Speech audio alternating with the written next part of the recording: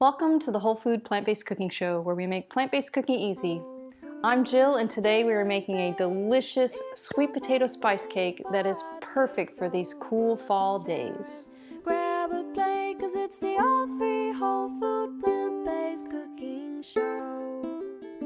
Welcome back to the show, everybody. It is fall, and you know what fall means to me? Fall means it's time to get out those fall spices, like your cinnamon, clove, allspice. Ooh, I love those smells. So today we are making a sweet potato spice cake that is so delicious, and we're gonna make it in a bundt pan like this. So you can make it in just two regular flat pans if you don't have a bundt pan, but it's so much prettier in the bundt pan. So we're just gonna get rocking here. I've got 4 cups of rolled oats. These are organic rolled oats. And we're just gonna gently blend them into a flour so that this recipe can be gluten-free. And if you are serious gluten-free, you need to make sure you get the bag that says that they're gluten-free, because all of the other oats, even if they're organic, they're probably processed in a warehouse that is using other flours and stuff like that. So make sure you get the gluten-free labeled ones.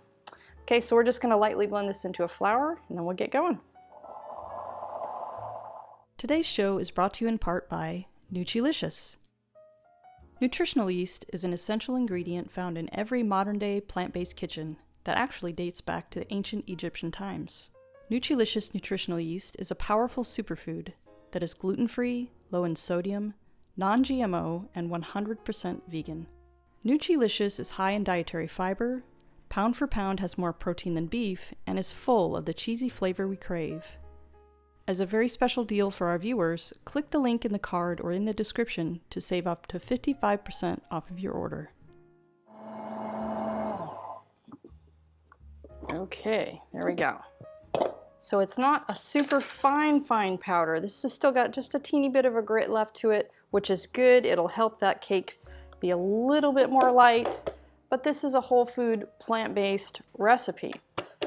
And we're not using any refined sugars or refined flours. So the cake tends to be, all of my cakes tend to be a little bit dense, but it's all good because you don't have to worry about eating them. You don't have to worry about that crash.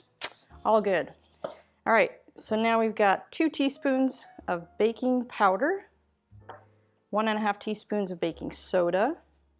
And if you want the full list of ingredients, there'll be a printable recipe in the link below. 2 tablespoons of flax meal. Then we have 2 teaspoons of cinnamon, 1.5 teaspoons of ginger powder, and 1 teaspoon of allspice. And if you don't have the allspice, you could just add a little bit of clove, or a little bit of nutmeg, or any of those fall spices that you like. You could even go ahead and get that the little jar of pumpkin spice. That works really well too. Any of those spices, any of those combinations work. It's just the amount, so you need to come up with the same amount that I use here, because you want that cake to be really nice and zingy, right? And when this is baking, it fills up your whole house with that smell. It's so delicious. All right, so I'm just gonna lightly stir those together. Okay, so now on to our wet ingredients. And I have 2 cups of mashed sweet potato. And I just used your regular sweet potato. I think this is a garnet sweet potato. But you can use whatever sweet potatoes you like.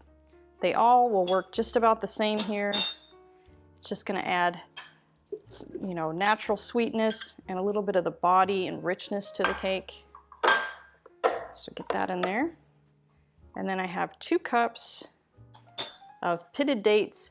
And a tip on these dates, even if that package says they're pitted, when you're getting them out and measuring them out, make sure you squeeze them and you look at the tips, because a lot of times the little tip where the plant starts will still be stuck on there, and you need to pull it off because you will break your teeth. And it could damage your blender. All right, so 2 cups of pitted dates. We have 2 1/4 cups of soy milk. This is an unsweetened soy milk, but you can use whatever plant milk you like best. They will all work just fine, but I usually just stress that it is the unsweetened kind because then you won't have any of the refined sugars that they typically use to sweeten plant milks. Okay, I'm going to do 1 teaspoon of vanilla.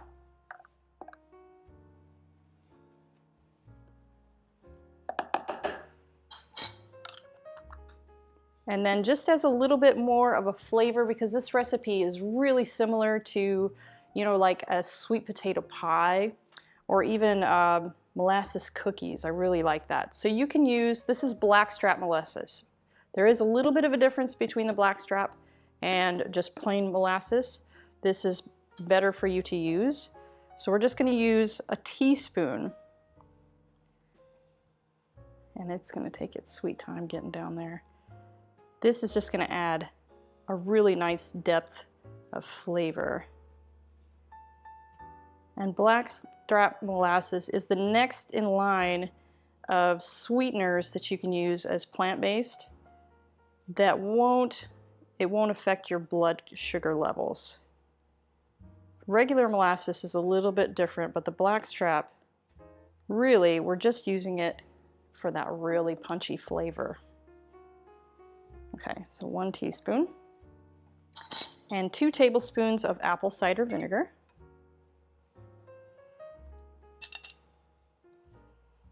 Oops, it's leaking all over. All right, now we're just going to blend this up until the dates are really pulverized.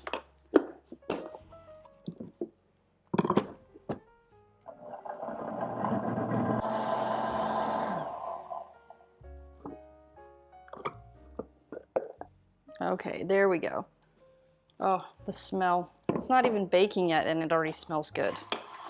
All right, so my oven is already preheated at 350 and ready to go.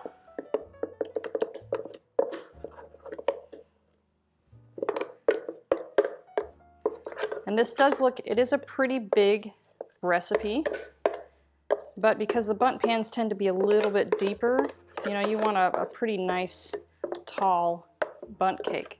So you need a little bit more of this to fit the bundt cake. So this is a little bit more than my average size of cakes that I make. Okay. Oops, there we go. I'm probably going to use that again, actually. All right, so now we're just going to stir it up.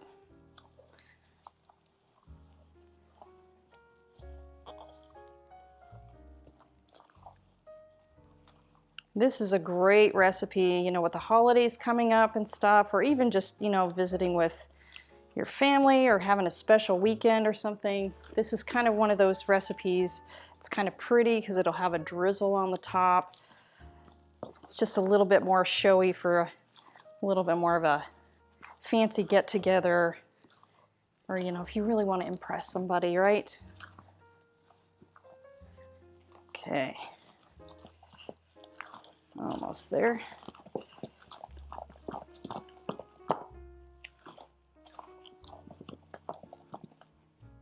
Okay, there we go.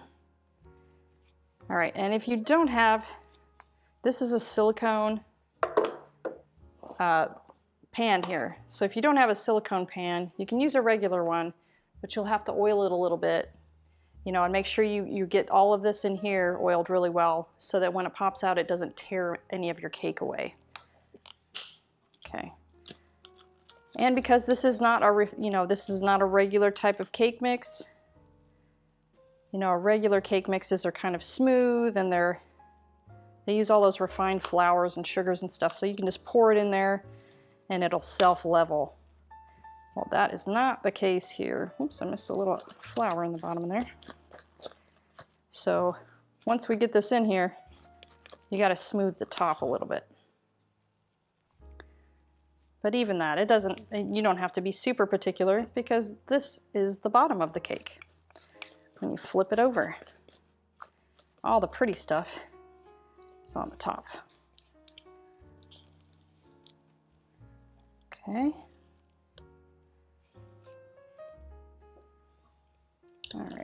All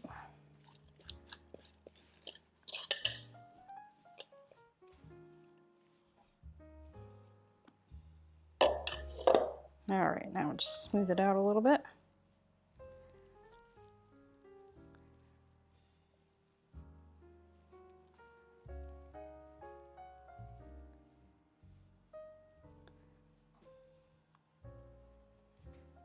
Okay, now we're gonna pop it in the oven. So I've got my oven set at 350, and I'm gonna start by putting it in there for 35 minutes, and then I'll test it to see if it's done. But that should do the trick, but everybody's oven is just a little bit different, so you might have to just keep checking to see if it's done.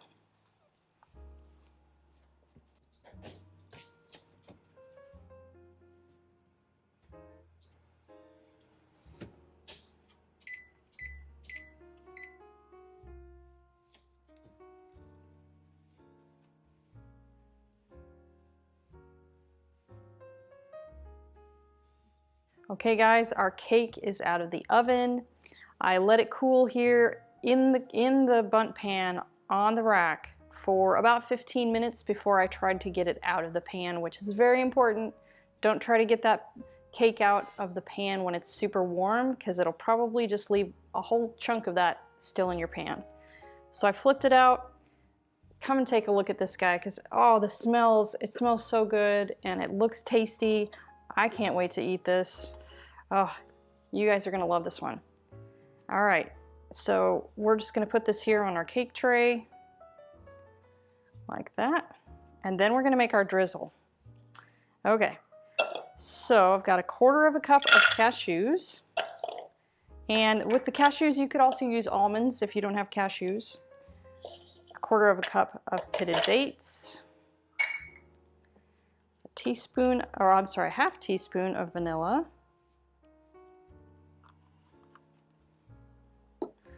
Teaspoon of lemon juice.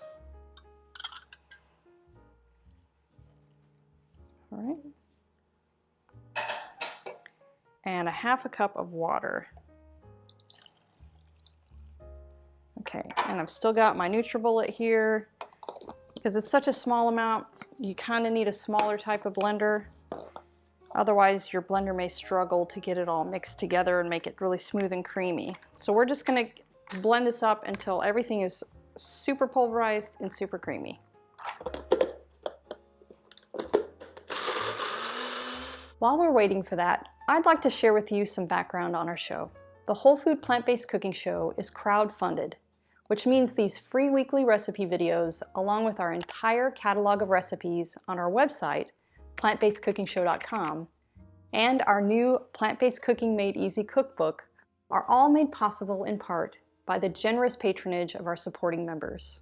By becoming a supporting member, you gain access to great member perks like monthly product giveaways, free downloads of our ebooks, and access to our in-depth courses, including our 28 Days Plant-Based Made Easy course, where we offer a step-by-step guide to making the switch to a fully plant-based diet.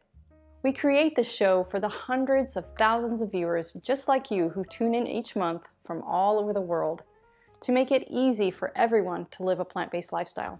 So if you love our content, please join us on our mission and become a supporting member today by following the link in the description.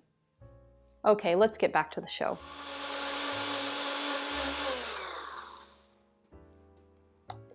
All right, there we go. Let's see how it looks. Oh, gorgeous.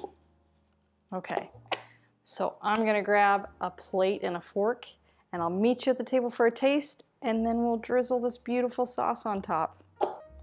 Okay guys, let's frost this cake. So a little tip about this drizzle, because it doesn't have refined sugars or anything like that, after a few hours this is gonna just kind of soak into the cake and it's not gonna stay really nice and white. So if you want it to look really, really nice, save this separately in the fridge in a covered container. And when you're ready to serve it, then you just drizzle it on and cut it, or on each individual piece. But I'm just gonna drizzle this right now. Oh, it's gonna look so pretty. I love these kind of cakes. They just remind me of fall. and some family get together, have a nice hot cup of tea or coffee, have a little slice of cake. It's just the perfect thing for fall. All right. Ooh, it looks so pretty. All right, but more than looks, it's gotta taste good. Oh, that feels perfect. It's kind of soft and spongy. Okay, let's see. Look at that. It's all together. Yum, yum, yum.